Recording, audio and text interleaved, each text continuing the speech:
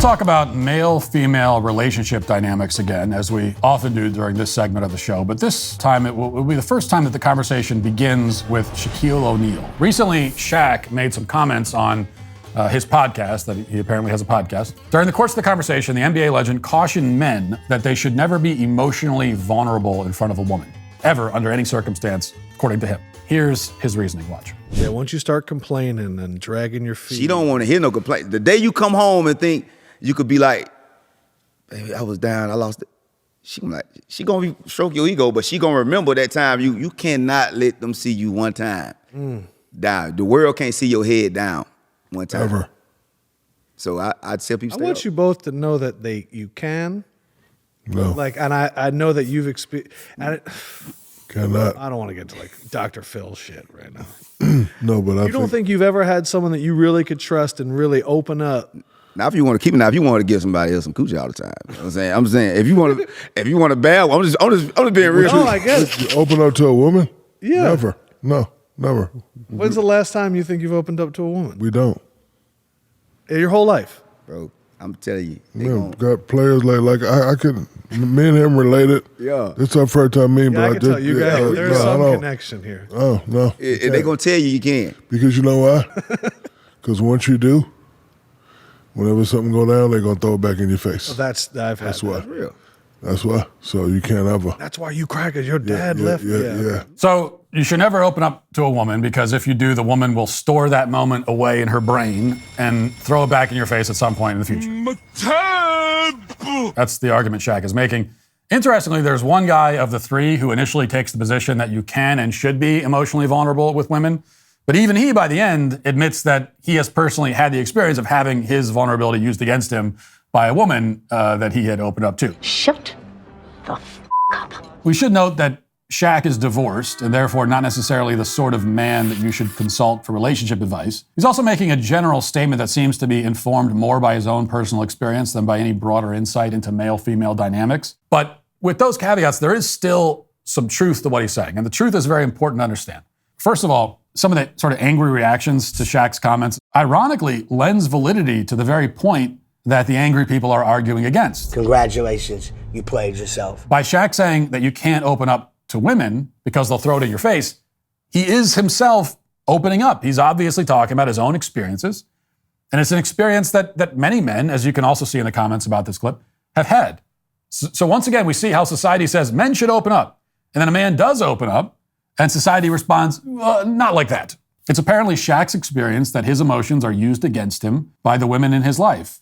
To yell at him for sharing that experience is to say that he should not have shared it. So which is it? Hey, champ, that's really interesting. Next time, keep it to yourself. The problem with Shaq's point is that it's too absolute. He says, well, never open up, never ever. Well, if you never open up to a woman at all, then you'll be entirely emotionally closed off. This is an extreme level of stoicism that even I find excessive because your wife married a human being, not a tree stump. You need to have some emotion or there will be no connection, no understanding between the two of you, and then there can't be a real relationship. But these days, we've gone way too far in the other direction, right? We've massively overcorrected, as we have with pretty much everything else. And men are encouraged, in theory, yes, again, in theory, to be completely vulnerable, to air all of their fears and anxieties, to be sensitive, to cry. Society bids a man to be as emotional as a woman because society denies that there's any essential difference between the two. Why? Why is this happening to me? Why? And then when a man accepts this invitation, he quickly discovers that it doesn't work in practice the way it works in theory. And that's because men are supposed to be strong, resilient, self-contained, and to a large degree, though not absolutely, more stoic. Consider this hypothetical. Husband and wife are driving on a back road at night. Car breaks down. Maybe we'll throw in that you don't have cell reception. It's a back road, so you're not able to call anybody. The woman is frustrated, nervous, scared, maybe starts to cry. And situations like this have played out a billion times. There's nothing unusual about it. Women often cry when they're frustrated, nervous, and scared. On the other hand, imagine that they're driving down that same back road at night, car breaks down, and the man starts to cry. The woman in the seat next to him could be the most dedicated feminist in the world. She could be as progressive and supposedly enlightened as they come. But if he cries in that situation, she will be extremely disturbed and frustrated and frankly disgusted. And that's because regardless of what anyone claims, men are men, they are not women. And when push comes to shove, we expect men to act like men and not women. So does that mean that he can't open up? No, it doesn't always mean that. He can open up sometimes to some extent. But if he opens up so much and so often that he begins to project a sense of weakness and instability, then he will have gone too far. You cannot be so vulnerable as a man that those who depend on you now also feel vulnerable. It's tough, but that's what it means to be a man. It's the gift we give to our families. It's the most generous kind of gift because it's the kind that they don't even know they're receiving most of the time. But there's a lot of honor and dignity in that. And anyway, that's why the people yelling at Shaquille O'Neal are today canceled. Now available on video and DVD.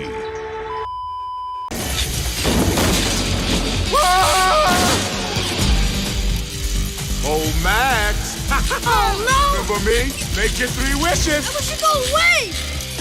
Leave me alone. I'm gonna kick your butt. Come on, loser. No way I'm losing this race, buddy.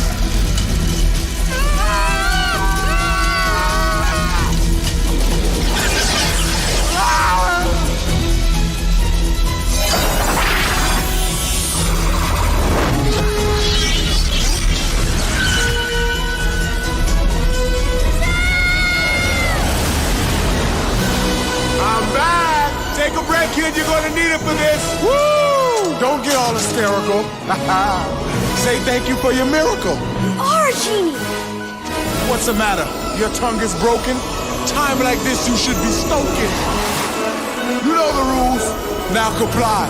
Kazam! He got unlimited supply. You give me anything?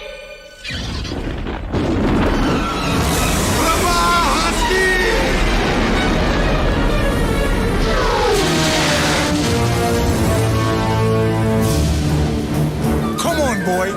You're not gonna die. Open your eyes. Don't ask why. Just give it a try. Then I wish I had junk food from here to the sky. Why not? Higher than high? Then you got junk food from here to the sky. I am Kazam!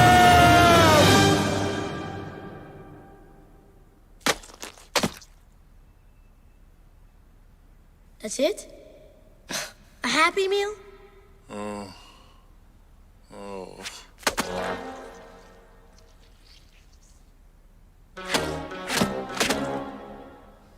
Oh, good.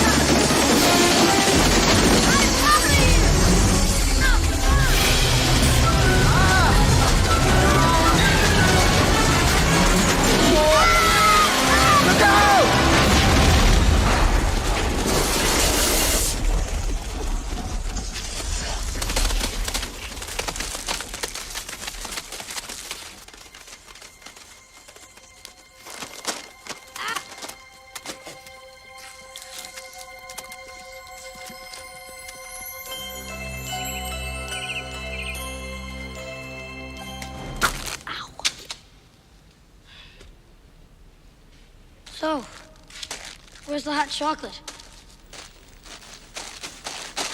2 more make this a night you'll never forget. Wait a second. You're not telling me that was a wish. Like the main man did with the loaves and the fish. No. Stop rhyming.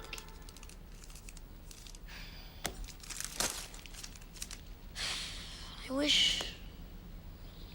just wish my mom and dad would fall back in love. Love? Kid, I told you, Kazam don't do ethereal. Ethereal? Yeah, you know, love, hope, talking to God, raising the dead. Ethereal. but I am Mr. Material, and my stuff ain't too shabby.